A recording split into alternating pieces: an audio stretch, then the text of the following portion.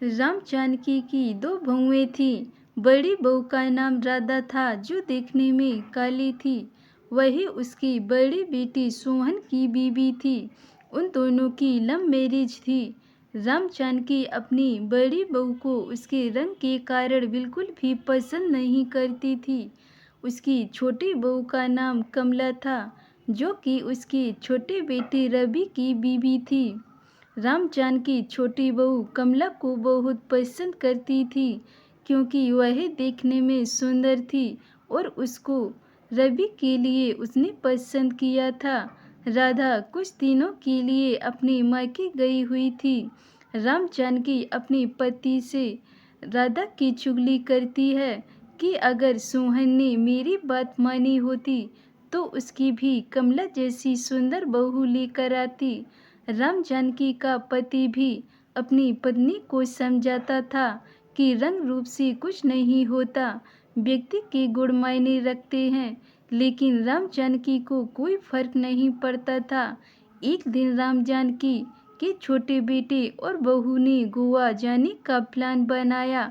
उनको 2 दिन बाद गोवा जाना था। अगले दिन राम जानकी की कमर में बहुत दर्द होने लगा। उसको डॉक्टर के पास जाना था, तो उसने अपने छोटे बेटे रवि को कहा।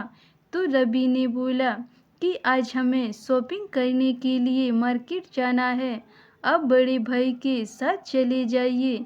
शाम को जब वह घर लौटे तो राम जानकी की तबीयत ज़्यादा खराब थी और घर पर डॉक्टर आए हुए थे।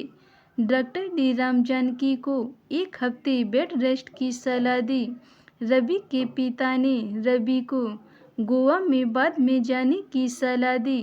तब छोटी बहू कमला बोली कि हमने गोवा जाने का बहुत दिन से प्लान किया हुआ है। माँ जी तो रोज रोज बीमार होती हैं। यह कहकर चली गई। सोहन बोला, पिताजी कोई बात नहीं, मैं राधा को कल सुबह ही बुला लूँगा। अगले दिन रवि और उसकी बीवी गोवा चले गए। राधा को जैसे ही पता चला कि माँ जी की तबीयत खराब है, वह तुरंत घर पर पहुँच गई। राम जानकी को अब पता चल चुका था कि रंग रूप से ज़्यादा व्यक्ति के गुण महत्व रखते हैं।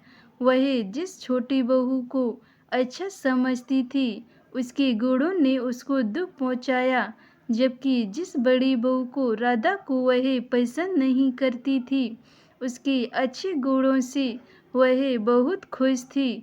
दोस्तों, इस कहानी से हमें सीख मिलती है। हमें व्यक्ति के रंग रूप से ज़्यादा व्यक्ति के गुणों को ध्यान देना चाहिए। धन्यवाद दोस्तों। अगर ये मेरी छोटी सी कहानी आपको पसंद आई हो तो वीडियो को लाइक, कमेंट, शेयर ज़रूर करें और चैनल को सब्सक्राइब करें।